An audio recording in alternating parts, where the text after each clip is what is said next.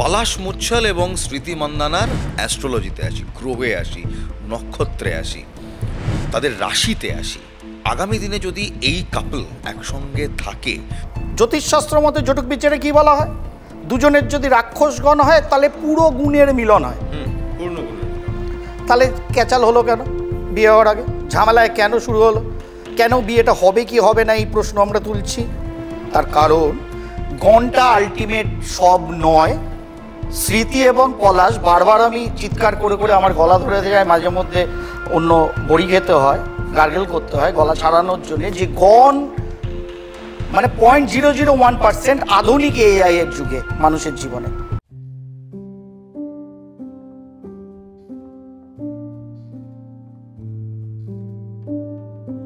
কৌশিকদা, জন্ম মৃত্যু বিবাহ বলে কেউ এগুলোকে বশ করতে পারে না। সাধারণ আমাদের সনাতন ধর্মে তাই বলা আছে। পলাশ মুচ্ছল এবং স্মৃতি মান্দানার সমস্যাটা আমরা দেখলাম, তুমি খুব সুন্দরভাবে বোঝালে কিভাবে সংখ্যাতত্ত্ব দিয়ে কিভাবে চার এবং সেই চারের ঘেরোয় এদের সম্পর্কে সমস্যা হলো। কিন্তু যদি এবার আমরা অ্যাস্ট্রোলজিতে আসি, গ্রহে আসি, নক্ষত্রে আসি, তাদের রাশিতে আসি, আগামী দিনে যদি এই কাপল একসঙ্গে থাকে, আমরা নিশ্চয়ই চাইবো তারা একসঙ্গে থাকুক, এতদিন ধরে তাদের সম্পর্ক থাকুক, কিন্তু এটা তো কারো হাতে নেই। যদি আমরা পজিটিভটাই ধরলাম, তারা একসঙ্গে থাকে, তাদের আগামী দিনটা জ্যোতিষশাস্ত্র কি বলছে, কেমন কাটবে? ঠিক প্রথম কথা বলে দিই যে সংখ্যাতত্ত্ব নিয়ে আমরা যে আলোচনাটা করেছিলাম ভাই, সেটা নট অনলি নাম্বারস গেম, তার পেছনে তো আলটিমেট ভাইব্রেশনটা ক্রিয়েট হচ্ছে প্ল্যানেটারি। এবার আমরা যদি একদম বেসিক প্ল্যানেটারি সিকোয়েন্সিংটা দেখি, যেটা আমরা অ্যাস্ট্রোলজিক্যাল অ্যাঙ্গেল থেকে পাই। ফার্স্ট একটা ডিসক্লেমার আমি দিতে চাই তোমাকে এবং তোমার দর্শকদের সকলকে, যে সাধারণভাবে আমি আমার জ্যোতিষ চর্চায়, আপনারা যতদিন আমাকে দেখেছেন, চিনেছেন, জেনেছেন, যে যতক্ষণ না অথেন্টিক চার্ট আমার কাছে থাকে ততক্ষণ আমি সেই বিষয়ে কোনো মুখ খুলি না, খোলার চেষ্টাও করি না। এবং অথেন্টিক চার্ট আমাদের মাননীয় মুখ্যমন্ত্রীর চার্টকে মনে হয়নি বলেই আমি মুখ্যমন্ত্রী বলার আগে বলেছিলাম ওনার ডেট অফ বার্থটাকে কৌশিক ডিকার সব মানে না এই সিটিভিয়ানের পর্দা থেকেই। সেটা পরবর্তী 1 মাসের মধ্যে উনি অন্য বড় টিভি চ্যানেলের পর্দায় একটা টেলি শোতে গিয়ে উনি সেটা স্বীকার করেছিলেন 5 জানুয়ারি ওনার ডেট অফ বার্থ নয়। যাই হোক, কারণ আমার মনে হয়েছিল ওটা উল্টো অ্যাসপেক্টে, যে ওই চার্টটা ওনার নয়, যার ফলে ডেট অফ বার্থটা ওনার, যেটা আমরা জানি গুগল বাবার দয়া, সেটা ঠিক নয়। যার ফলে পলাশ মুচ্ছল এবং স্মৃতি মান্দানা অ্যাকচুয়াল টাইমিংটা আমি ভাই পাইনি। অ্যাকচুয়াল টাইম পাইনি বলে, মানে ডেট অফ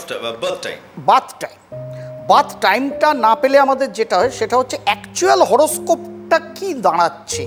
কারণ লগ্ন এমনি কিছু না, লগ্ন মানে তুমি আমি, যেখান থেকে আমাদের জন্মছকটা শুরু হচ্ছে, মানে শুরুয়াত। এবারে শুরুয়াত পয়েন্ট যদি না পাই তাহলে আমরা মিডল টু এন্ড কি করে কাউন্ট করব? ইম্পসিবল।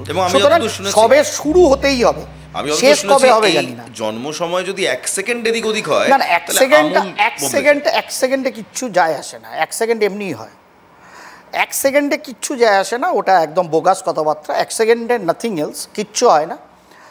সাধারণভাবে যেটা হয়, এটা নিয়ে আমরা একটা অন্য পডকাস্ট করব, যে কত মিনিট কত সেকেন্ড হলে কি চেঞ্জ হতে পারে, সেটা একটা অন্য টপিক তোলা থাক। যেহেতু বার্থ টাইম পাইনি দুজনের, যার ফলে এক্স্যাক্ট হরোস্কোপটা কাস্ট করা মুশকিল। কিন্তু 18ই জুলাই 1996 স্মৃতি মান্দানার যে জন্ম তারিখটা আমরা পাই, সেটা অনুযায়ী একটা চার্ট তৈরি হয় নর্মালি। কিন্তু এখানে একটা ট্রিক আছে। আমি অন্তত বিভিন্ন রকম, যেহেতু ক্রিকেটার আমরা জানি সে ক্রিকেটার, এটা দিয়ে আমি লগ্ন সেট করে করে, টাইমিং সেট করে করে দেখতে চাইছিলাম যে অ্যাকচুয়াল কোন টাইম হতে পারে। তাতে আমি একটা জিনিস দেখেছি, যে বার্থ টাইম পেলাম কি পেলাম না, যদি 1:20 পরে স্মৃতি মান্দানার জন্ম হয়ে থাকে 18ই জুলাই 1996, তাহলে কিন্তু রাশির চেঞ্জ আছে। যদি 1:20 আগে, মানে দুপুর 1:20 আগে 18ই জুলাই স্মৃতি মান্দানার জন্ম হয়ে থাকে, তাহলে তার রাশি হবে কর্কট রাশি, অশ্লেষা নক্ষত্র।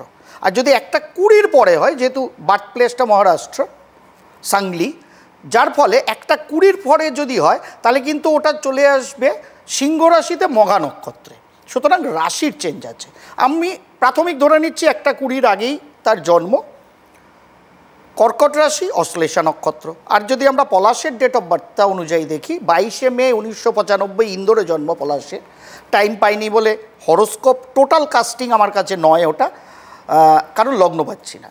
কিন্তু পলাশের ডেট অফ বার্থ ফিক্সড এবং সারাদিনই 22শে মে 1996 সালে চন্দ্রদেব ছিল কুম্ভ রাশির ঘরে শতভিষা নক্ষত্রে, ওটা ফিক্সড। সুতরাং ওখানে 1:20 দুপুর তার আগে পরের কোনো বিষয় নেই। সকাল ভোর 5:30 থেকে পরের দিন ভোর 5:30 গেলেও কুম্ভ রাশি আছে, সুতরাং ওটাকে আমরা ধরে নিতেই পারি, ওটা ফিক্সড। পলাশ মুচ্ছলের চন্দ্র রাশি ফিক্সড, কুম্ভ নক্ষত্র শতভিষা। আর 1:20 আগে জন্ম হলে স্মৃতি মান্ধানার, বাট রাশি হচ্ছে কর্কট, নক্ষত্র অশ্লেষা। সাধারণভাবে যখনই আমরা বৈবাহিক দাম্পত্য জীবনে যাব আমরা সাধারণভাবে জটক বিচার করি। অনেকে আবার জটক বিচার মানে বোঝে গণ মিললেই বোধহয় সব মিলল।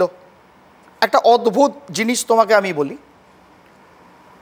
কর্কট রাশি অশ্লেষা নক্ষত্র এবং কুম্ভ রাশি শতভিষা নক্ষত্র, ডু ইউ নো ব্রাদার, যে দুটোরই এই যে নক্ষত্র অশ্লেষা এবং শতভিষা, পলাশের শতভিষা, স্মৃতির অশ্লেষা, দুটোরই নক্ষত্র অনুযায়ী গণ কিন্তু রাক্ষস।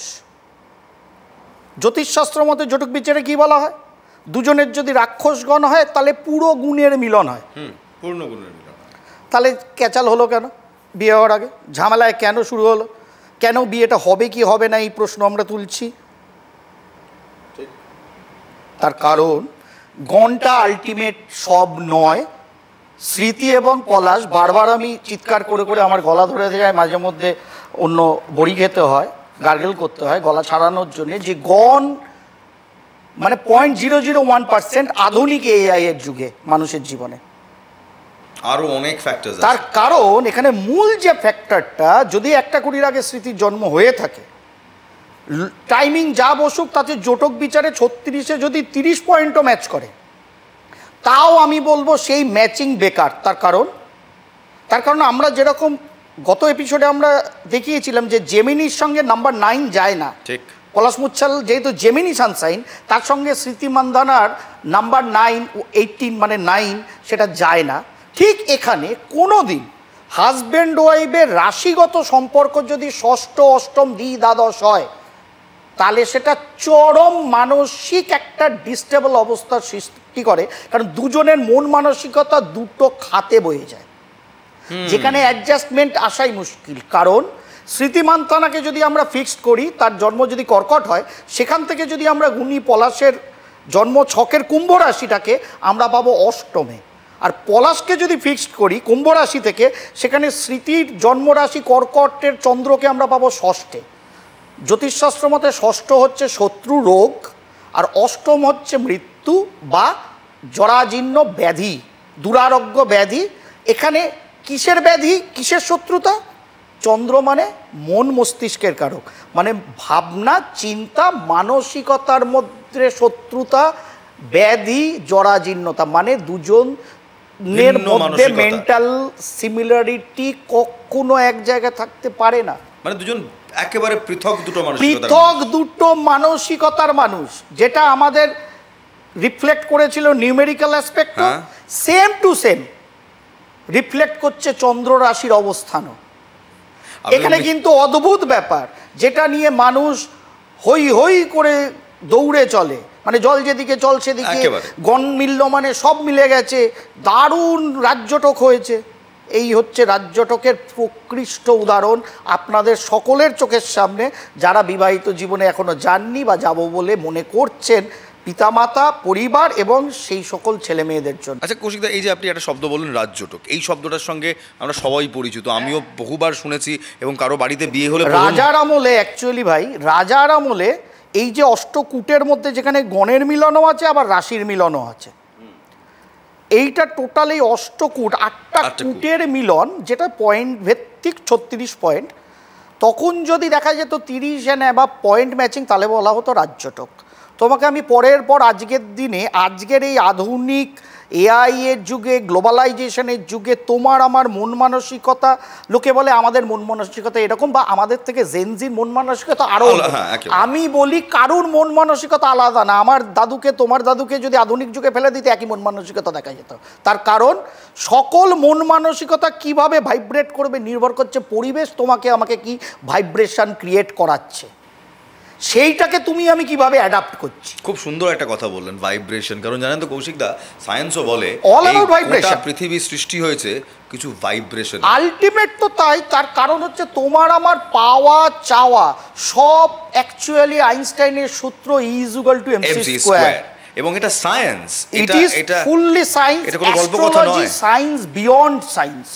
যবে দেখা যাবে যে বিদেশের সায়েন্সরা অলরেডি অ্যাস্ট্রোলজি, নিউমেরোলজি নিয়ে কাজ করছে, যবে দেখা যাবে নাসা বা ওই ধরনের সংস্থা কিছু সফটওয়্যার করে তোমাকে আমাকে দিয়েছে, সেদিন তুমি আমি খুব আহ্লাদিতভাবে সেটা গ্রহণ করব, যেটা বৈদিক যুগ বা তার পূর্ববর্তী যুগ থেকে বা তার পরবর্তী যুগ থেকে চলে আসছে। সেটাকে নিয়ে আমরা রিসার্চ বা কালচার করছি না। ওটাকে করলেই আমরা ধর্মের আঙ্গিকে দিচ্ছি। ওটা কোনো ধর্মই না, ওটা ধর্মের ওপরের ধর্ম। এবং এখানেই একটা ছোটই কথা বলা যায় যে একটা ধ্বনি, যেটা আমরা হয়তো সবাই সনাতনীরা কিংবা ভারতীয়রা, আজকাল তো পাশ্চাত্য দেশেও খুব ব্যবহার হয়। হ্যাঁ, ব্যবহার তো করবেই, করবেই। তার কারণ হচ্ছে তুমি আমি সকলেই আলটিমেট ভাইব্রেট করছি, ভাইব্রেট করে কিছু সৃষ্টি করছি। এই ওম ধ্বনি একেবারে আমরা যখন ওম কথাটা বলি, একটা ভাইব্রেশন তৈরি, আলটিমেট তো ভাইব্রেশন সৃষ্টি হচ্ছে। কারণ যখনই তোমার সাথে আমার তখনই ম্যাচ করে যখন আমার ভাইব্রেশন তোমার ভাইব্রেশনকে অ্যাডাপ্ট করতে পারে। আমরা বলি ওকে পছন্দ না, কোনো কারণ নেই, ওরা ম্যাচ করে না কিংবা ভাইব্রেশন ম্যাচ করে বলি ওরা। Actually that is all about vibration. কোথার থেকে বেরোচ্ছে? বেরোচ্ছে ইন্টারনাল সোল থেকে। ওই সোলের জায়গাটাকে ডিনোট করে আধুনিক জ্যোতিষ সংখ্যাতত্ত্বে আমার কাছে সংখ্যাতাত্ত্বিক যে এফেক্ট, ওটা ওই সোলের ভাইব্রেশনকে দেখায়। যে ইংরাজি মাসে বছরে আমরা জন্মালাম, টোটালিটিতে সেই মাসে এবং সংখ্যা ওই সোল ভাইব্রেশনকে দেখায়। এবং সেটা কি করে অ্যাকচুয়ালি আমরা ডেমনস্ট্রেট করব, সেটা নির্ভর করে তোমার আমার জন্মছকে টোটাল গ্রহগুলো কিভাবে সজ্জিত হয়ে আছে। মানে যখনই জন্ম ছক করছি, একটা টাইম অনুযায়ী করছি, কোনো প্লেসে কোনো পার্টিকুলার ডেটে, যেই আমরা লগ্নটাকে পেলাম, অ্যাকচুয়াল কোথায় শনি, কোথায় মঙ্গল, কোথায় বৃহস্পতি, শুক্র, কিচ্ছু দেখে লাভ নেই। ওই লগ্ন সাপেক্ষে যে নবগ্রহ তারা কি সজ্জায় সজ্জিত। কারণ তুমি যদি একটা নর্মাল ছক দেখো ভাই, ছকটাকে যদি তুমি সোজা স্কোয়ার আপ করো, দেখো একটা বাড়ির মতো হয়ে গেছে। একেবারে ওই বাড়িটা কার? অ্যাকচুয়ালি তোমার আমার বাড়ি। কার বাড়ি? ওই বাড়িটা হচ্ছে তোমার আমার দেহ। বাস করছে কে? চন্দ্র, মন আর মস্তিষ্ক, সঙ্গে রবি, আত্মা। তোমার আমার এই বাড়িটাতে অ্যাকচুয়ালি মন আর আত্মাই বাস করছে।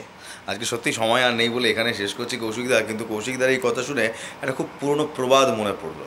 কি প্রবাদ? শরীরই তোমার মন্দির, your body is your temple. একদম। আর সেই টেম্পল পিউরিফিকেশনের জন্য যেই যে বলছিলেন ভাইব্রেশনের কথা, ওই এক ধ্বনি যা একেবারে আপনার মূল থেকে, কারণ জন্ম তারিখ আমরা চেঞ্জ করতে পারবো না, ছক চেঞ্জ করতে পারবো না, ওইখান থেকেই অ্যাকচুয়ালি আমাদের কনভার্সনটা শুরু করা উচিত ছোট বয়স থেকে।